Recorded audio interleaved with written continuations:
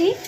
তার সঙ্গে দিয়েছি একটু টমেটো আর গোটা গরম মশলা, তেজপাতা, লবঙ্গ, এলাচ দিয়ে মশলাটাকে ভালো করে কষিয়ে নিচ্ছি।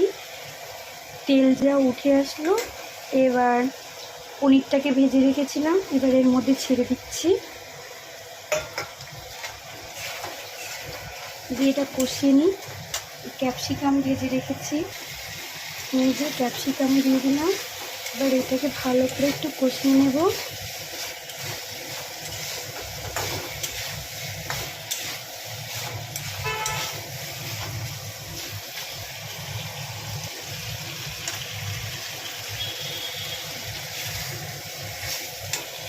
তার সঙ্গে আবার চিংড়ি ভেজে রেখেছি।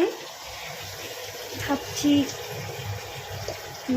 কদু দিয়ে চিংড়ির কিছু একটা রেসিপি করব, মিষ্টি কুমড়ো আছে, দেখা যাক কী করি।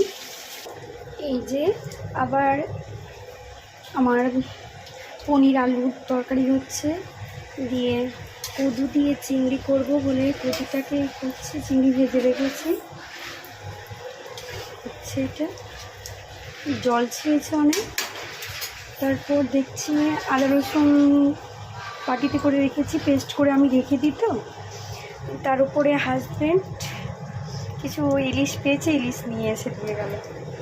দুটো সবটাকে ভালো করে ধুয়ে নিব, ধুয়ে স্টোর করে রেখে দেবো, অন্য কোনো দিন রান্না করব।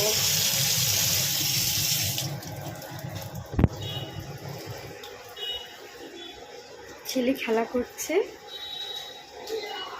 টাটা, বাই বাই, আসসালামু আলাইকুম।